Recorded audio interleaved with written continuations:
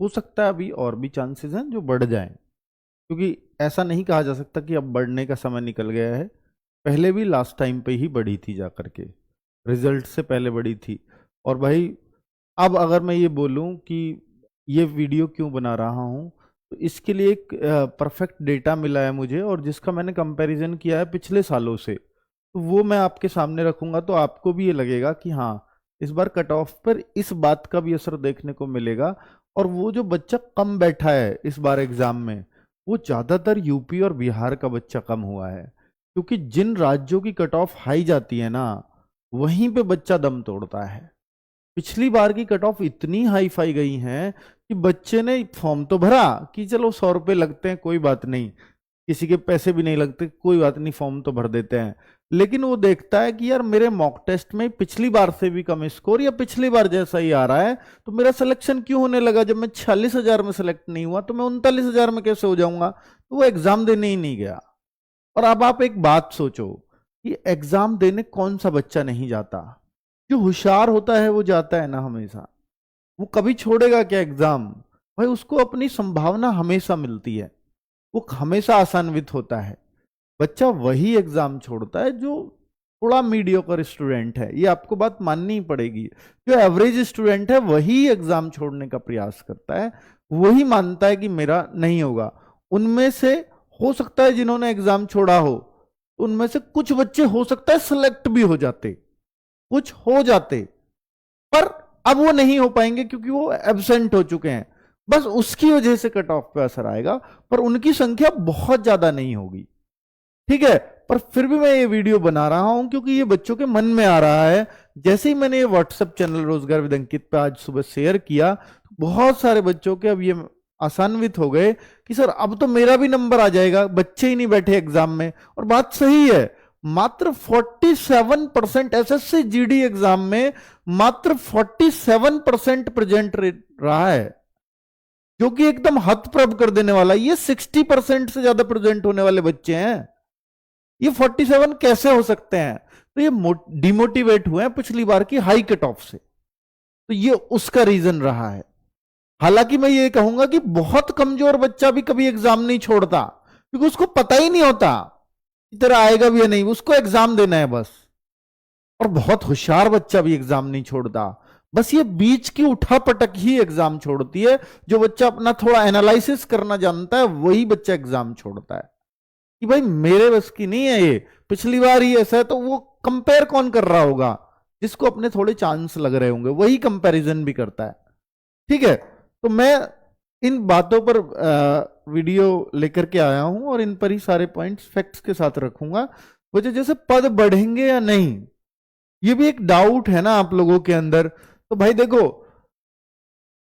ये तो बिल्कुल भी अभी किसी तरह का ना तो मुझे अंदर से कोई इनपुट मिला है, और ना मैं यहां कोई भी ऐसी वैसी बात करके जाऊंगा।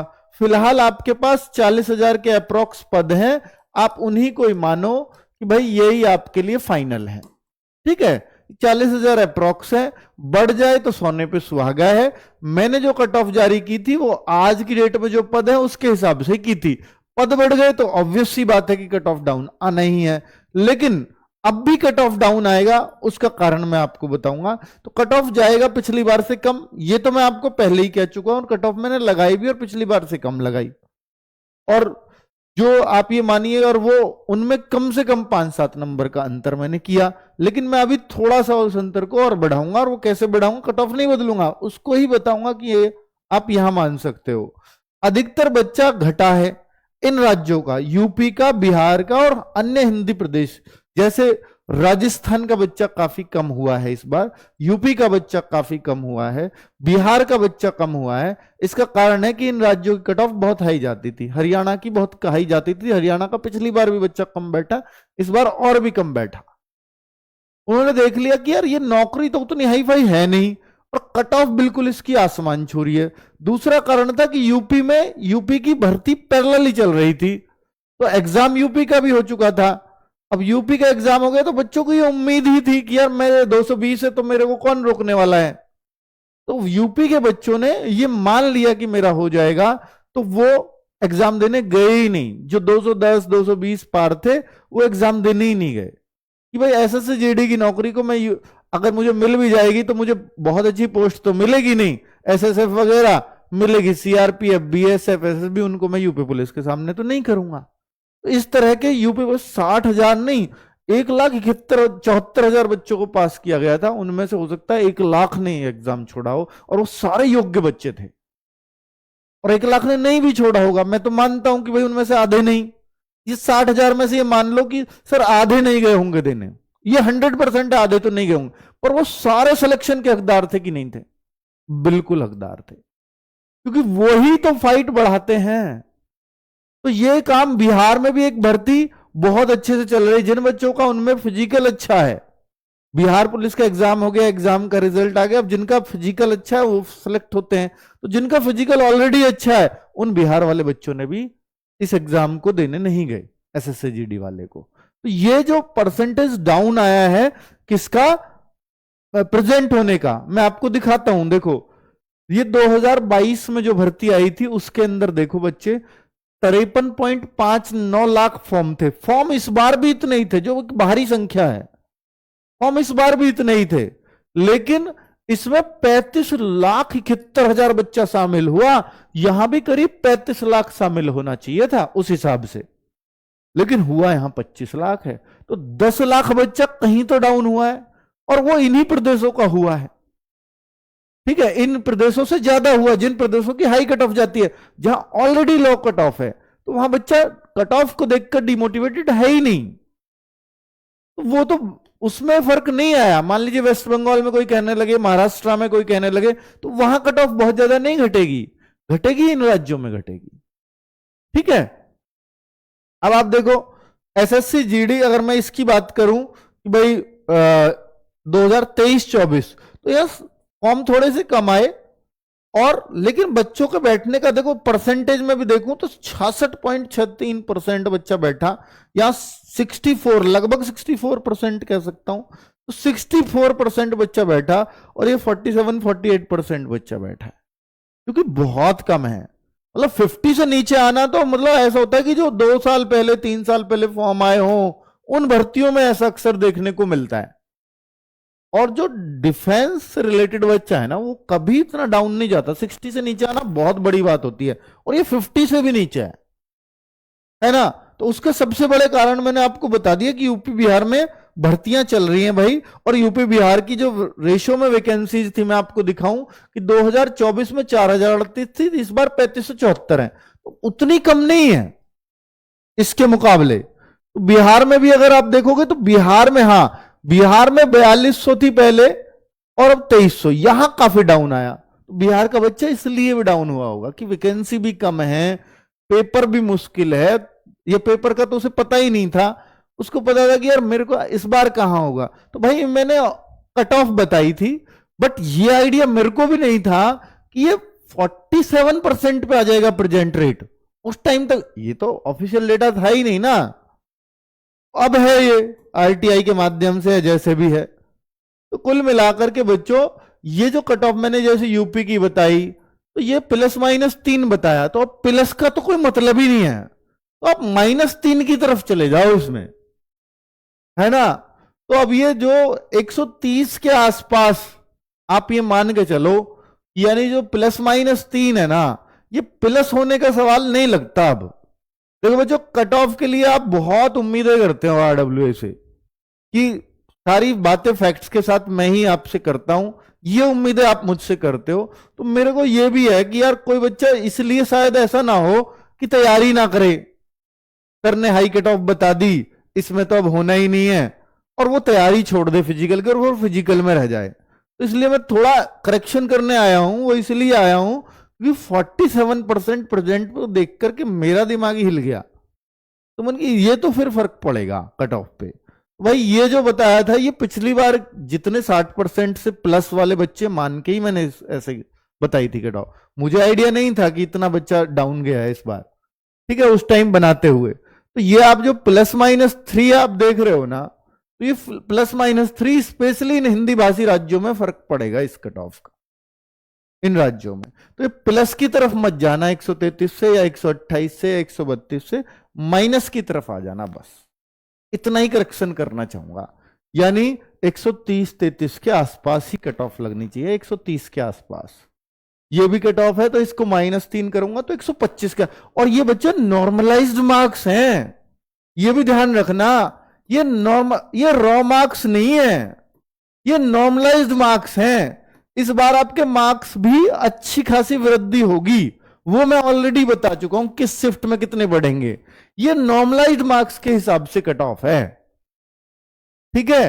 तो इससे आप अपने आप को अंदाजा लगा सकते हो कि भाई अब जो है हम फिजिकल की तैयारी करें या ना करें, और हो सकता है भाई ये अगर मैं यहां +3 करूं तो इतने में फाइनल हो जाए, ये चांसेस भी रहेंगे, ठीक है। और मैं आपको बताऊं कि भाई कुछ बच्चों के मन में है कि सर रिजल्ट कब तक आ जाएगा, तो रिजल्ट के लिए मैं फिर पिछले डेटा पे जाऊंगा, रिलाई करूंगा कि भाई देखो कुछ, क्योंकि देखो ये डेट तो मुझे भी एसएससी ने नहीं बताई है, तो मैं किससे ये एनालिसिस करूंगा कि भाई कब आएगा रिजल्ट, पिछली बार से। अब पिछली बार से अगर मैं देखूं तो भाई देखो यहां 10 जुलाई को आया था रिजल्ट फिजिकल का, एग्जाम इन्होंने मार्च में करा लिया था, 30 मार्च को एक एग्जाम कैंसिल हुआ था तो 30 मार्च को वो हुआ था बस। पर ये यहां था इलेक्शन, तो इसलिए इससे तुलना करनी बेकार है, क्योंकि 2024 में इलेक्शन आ गया था सेंट्रल वाला, मोदी जी वाला, तो भाई उससे तो अभी छोड़ दो, तो इस वाली से कंपैरिजन बेकार है। अब हमारा कंपैरिजन बनता है ऊपर वाले से, और ये सबसे तेज होने वाली भर्ती थी एसएससी जीडी की, तो भाई इससे तेज तो मुश्किल ही है, तो आप इससे कंपैरिजन कर लो।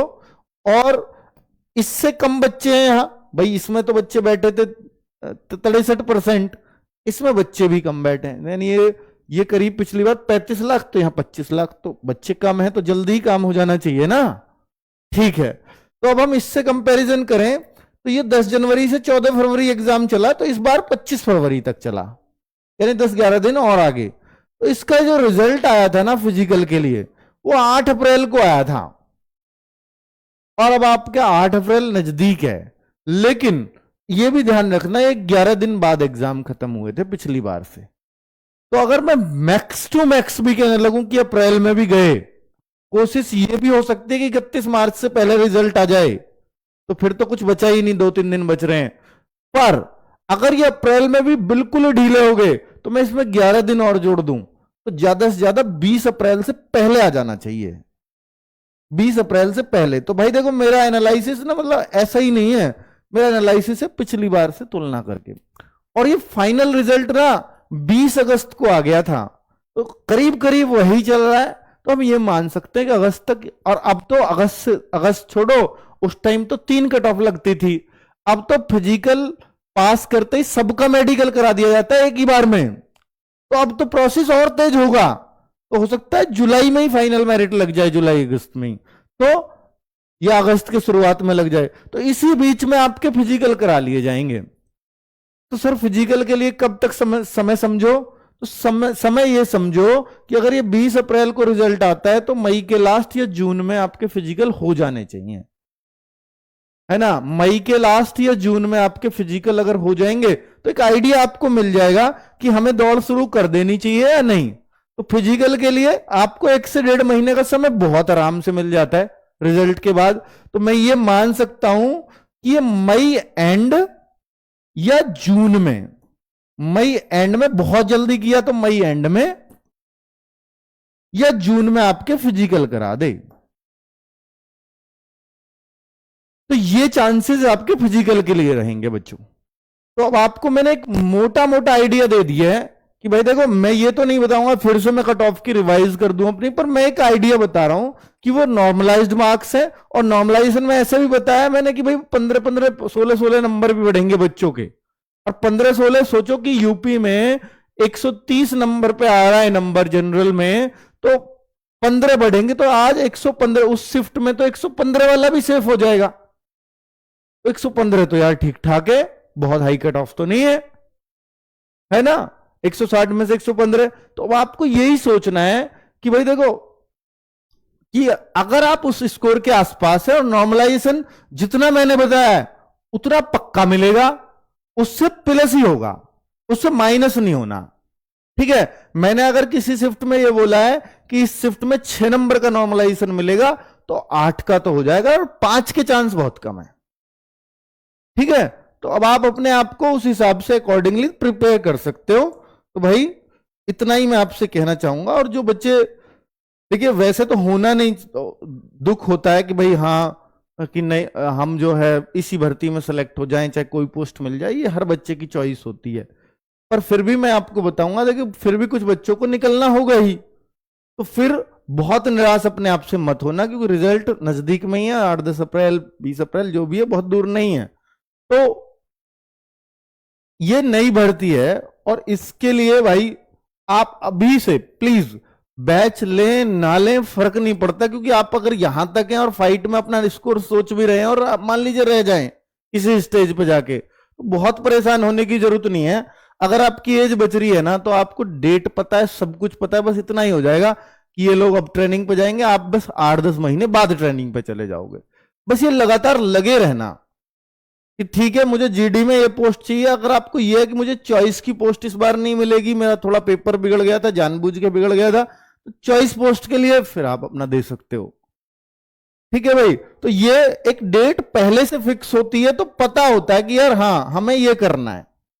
ठीक है, और ये अच्छी बात यह है कि कैलेंडर में भर्ती का हमें पता है। ठीक है भाई, तो जिनका नहीं होगा वो, उनको अगर एक बैच उन्होंने कोई भी कंप्लीट कर रखा है, कोई भी, तो मुझे लगता है उनको दूसरे बैच की बहुत ज्यादा नीड होती है। पर वो बच्चा अपने अपने हिसाब से होता है। ऐसा नहीं है कि एक बच्चे का टाइप होता है कि भाई मैंने ये बैच लिया है, अब मैं प्रैक्टिस कर लूं और मॉक टेस्ट कर लूं, कर लेगा सिलेक्शन। कोई बच्चा पूरी तरह से टीचर पर ही डिपेंड होता है और वो भी सिलेक्शन लेता है। तो आप अपने आप को देखिए कि आपको टीचर के साथ ही चीजें करना अच्छा लगता है, तो आप बैच के साथ जाइए। और अगर आपको लगता है नहीं मैं प्रैक्टिस सेट से भी चीजें कर दूंगा, तो मुझे अब बहुत ज्यादा नीड नहीं है, तो आप बिना किसी बैच के परचेज किए आप प्रैक्टिस सेट्स लगाएं और मॉक टेस्ट लगाएं, उसी से सिलेक्शन आप अगली बार ले लेंगे, क्योंकि आप सिलेबस कंप्लीट कर चुके हैं। ठीक है, तो ये मेरी आपको सलाह है।